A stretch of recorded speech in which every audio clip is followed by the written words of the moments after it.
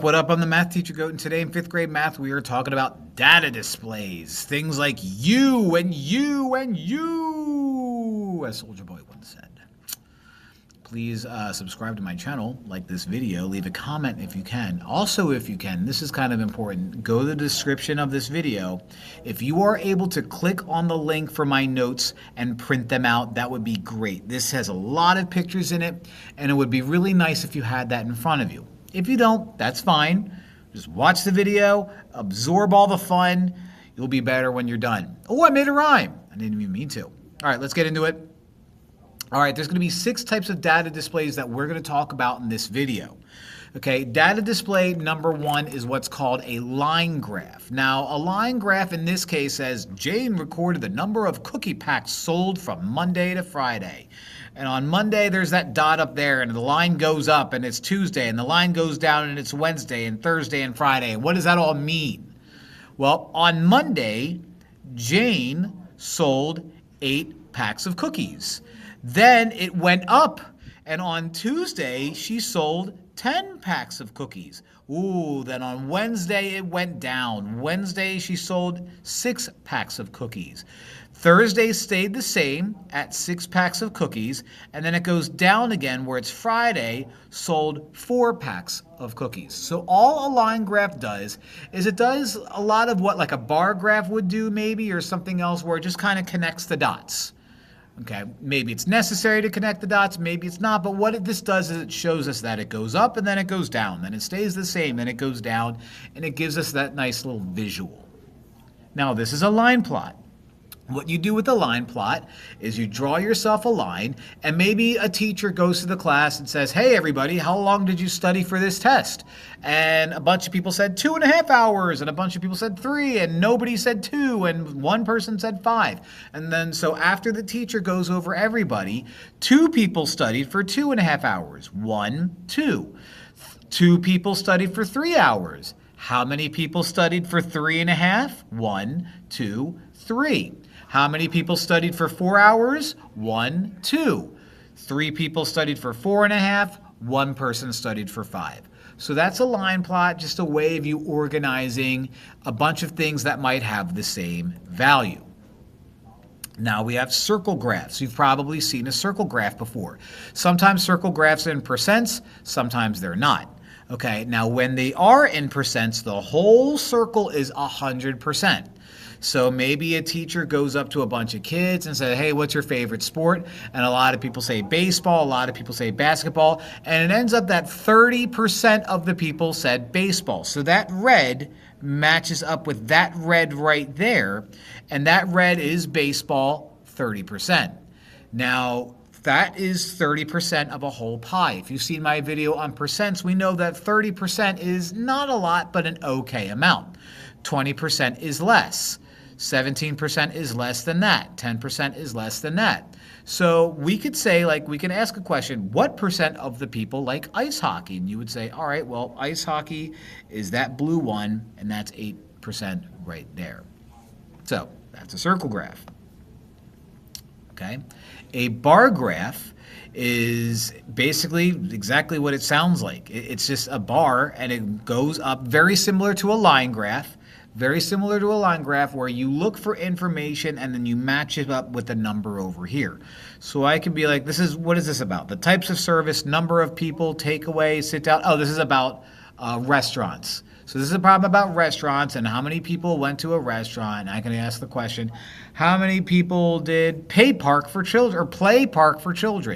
Like a McDonald's or a Burger King or a Chick-fil-A. And what you would do is you would say, all right, well, how many people picked play park? That's a really tough sentence. Picked play park.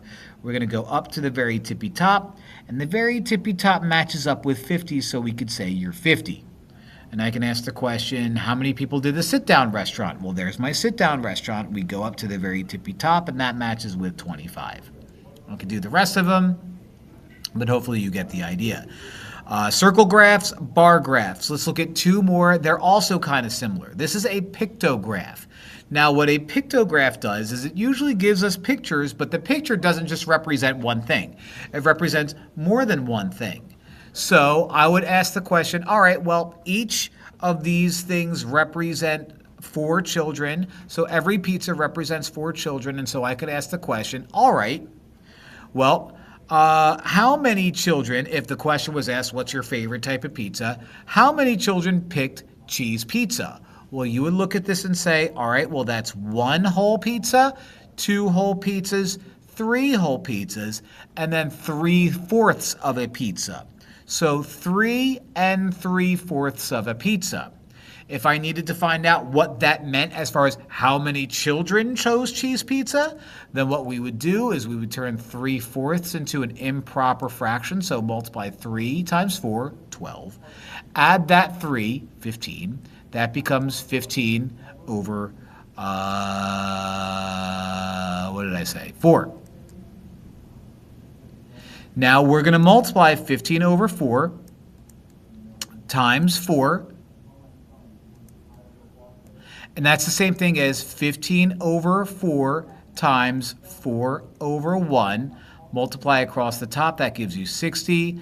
Multiply across the bottom, that gives you 4. And 60 divided by 4 is an exact 15. So how many children like cheese pizza? 15 children. This one's a little iffier. I don't like them. Frequency table is probably the friendliest of all of them.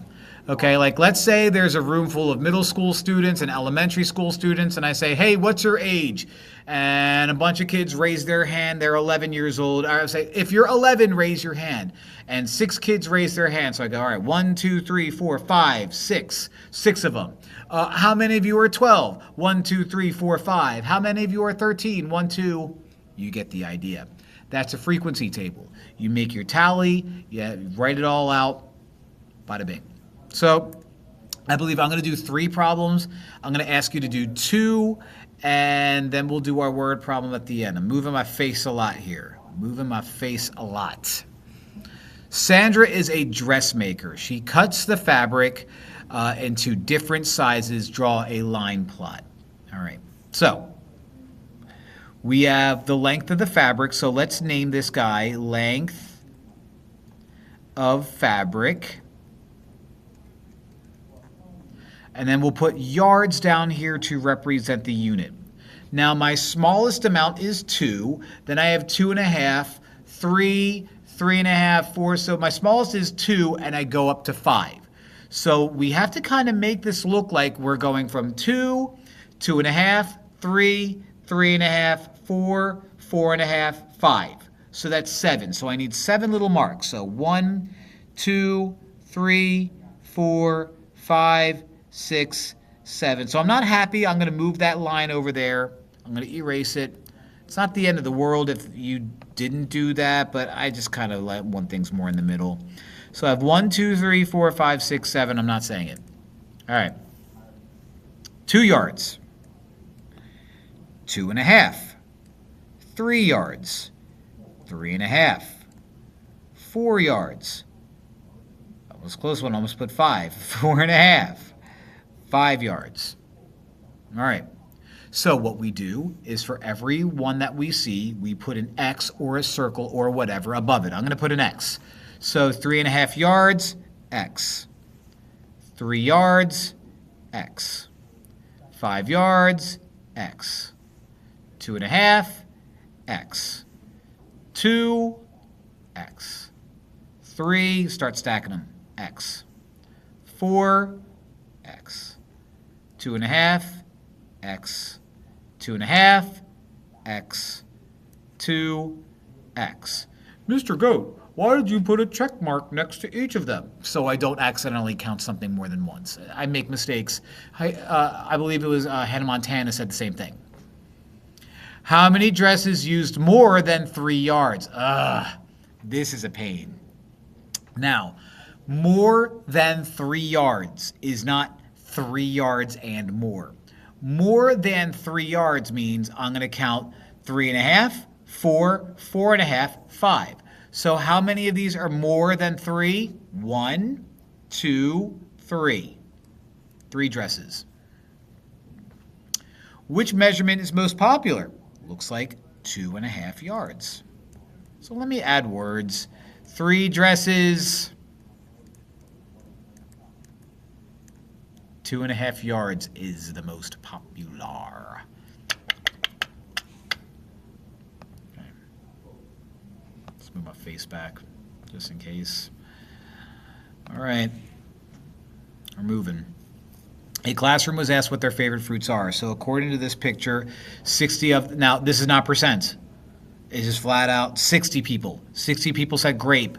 49 people said banana. 40 people said mango. 30 people said apple.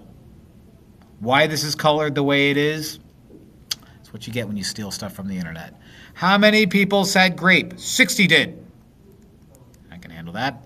How many more said mango than apple? Ooh. So how many more said mango than apple? There's mango. There's apple. How many more means we're going to subtract. So this is going to be 40 minus 30. 0 minus 0 is 0. 4 minus 3 is 10. So 10 more people said that. How many people said banana or grape? Ooh, so we want one or the other. We're going to add those. So banana or grape is either 49 said banana or 60 said grape. So we add them. 9 plus 0 is 9. 4 plus 6 is 10. So we got 109 people. And we probably should have said people up here. And we probably should say people right there.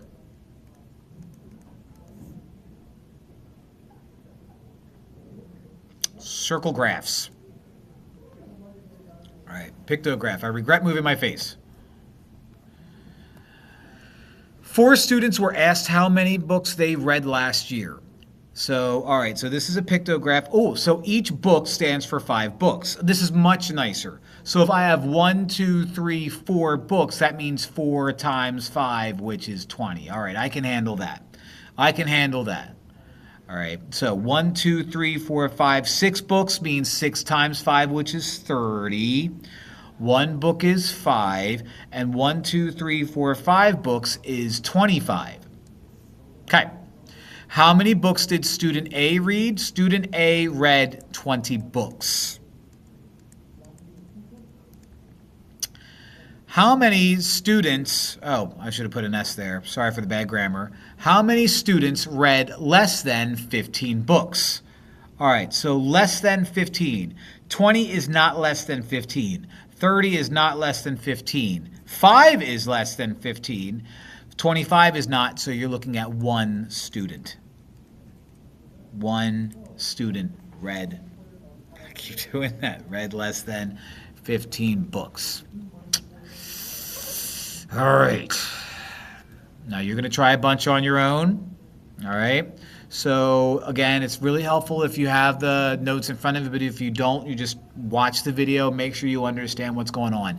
So if you are able to do these, pause now and then come back and check your work. Welcome back. Jill is selling candles. How many candles did Jill sell in March? So we have ourselves a line graph. So it looks like in January she sold 40. Right? In February, she sold, ooh, now this is where you're going to have to do a little bit of estimating, okay? That little triangle, rectangle, diamond-looking thing lives directly in between 50 and 60, so I'll put 55 right there, okay? It's an estimate. March is 50. April is 70. May is 80, right? And then June is 40 again. So, how many candles did Jill sell in March? Here's March, 50 candles.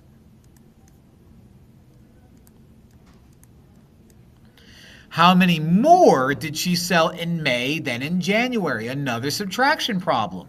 So in May, it was 80.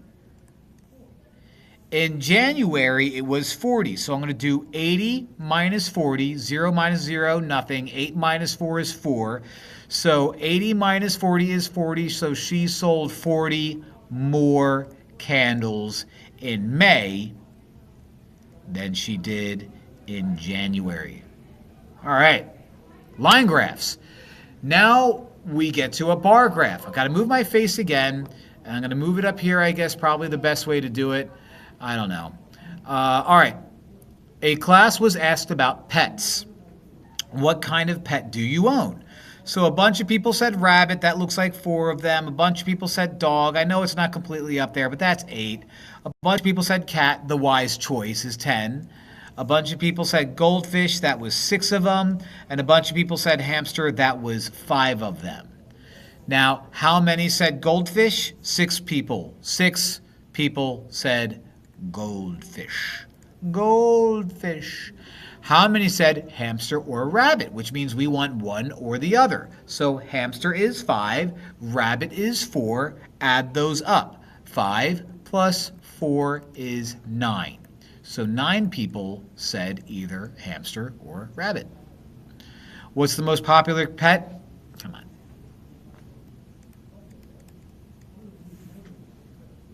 Come on. The only option.